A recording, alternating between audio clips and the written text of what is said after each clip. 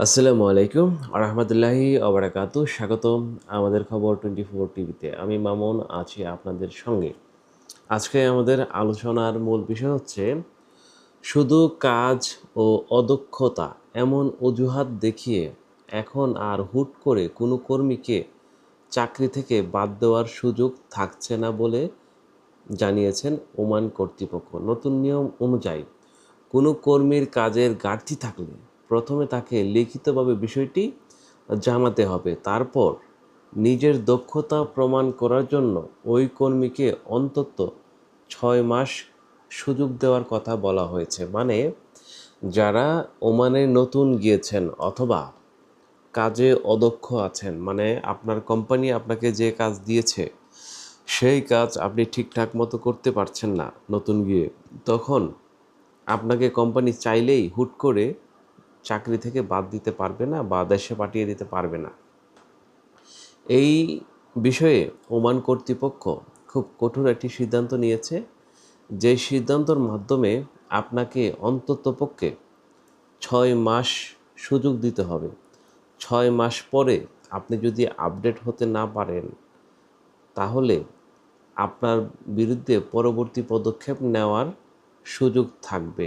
তো চলুন বিস্তারিত আমরা ডিটেলে বোঝার চেষ্টা করি আসলে ওমান কর্তৃপক্ষ কী বলেছেন। অর্থাৎ হঠাৎ করে চাকরি হারানোর পরিবর্তে কর্মীকে নিজের ভুল সংশোধন এবং দক্ষতা উন্নত করার সুযোগ দিতে হবে। এই কাজগুলো অনেক বাংলাদেশি সুপারভাইজার থাকেন। আপনাদের মন মতো না হইলে অনেক নতুন কর্মীদের বিরুদ্ধে আপনারা কমপ্লেইন জানান।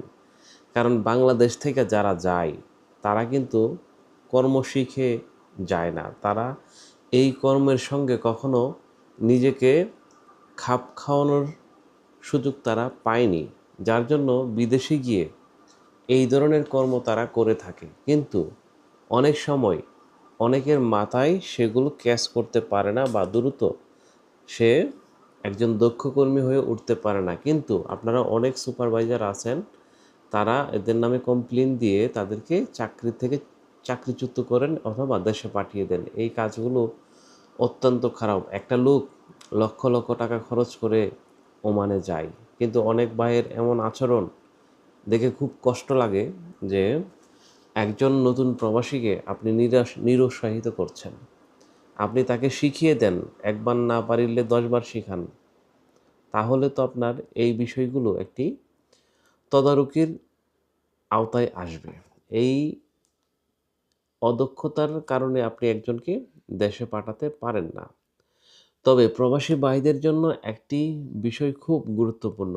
কোনো কোম্পানি যদি নিয়ম না মেনে অস্পষ্ট কারণ দেখিয়ে আপনাকে চাকরি থেকে বাদ দিতে চায় তাহলে বিষয়টি চুপচাপ মেনে না নিয়ে লিখিতভাবে ব্যাখ্যা চাইবেন। পাশাপাশি আপনার কাজের প্রমাণ, চুক্তিপত্র, বেতন সংক্রান্ত কাগজপত্র এবং নিয়োগকর্তার সঙ্গে গুরুত্বপূর্ণ যোগাযোগ রেকর্ড সংরক্ষণ করবেন। মানে আপনাকে বলা হয়েছে আপনি ওই কোম্পানিতে যতদিন কাজ করবেন, আপনার কত ঘন্টা কাজ করেছেন, কতদিন করেছেন, কি কাজ করেছেন, এইরকম অফিসিয়াল যে ডকুমেন্টগুলো আছে, আপনার টাইমিং কার্ড, এগুলো আপনি সংগ্রহ করবেন অথবা আপনার সুপারভাইজার, আপনার বস আপনার সাথে কেমন আচরণ করছে, কি করছে, এগুলো প্রুফ রেখে দিবেন। তাহলে ওমান কর্তৃপক্ষের কাছে আপনি কিন্তু জমা দিলে এর বিরুদ্ধে অ্যাকশন নিতে পারবেন। আর যদি মনে হয় আপনাকে বেআইনিভাবে চাকরিচ্যুত করা হয়েছে তাহলে প্রতিবেদনে বলা হয়েছে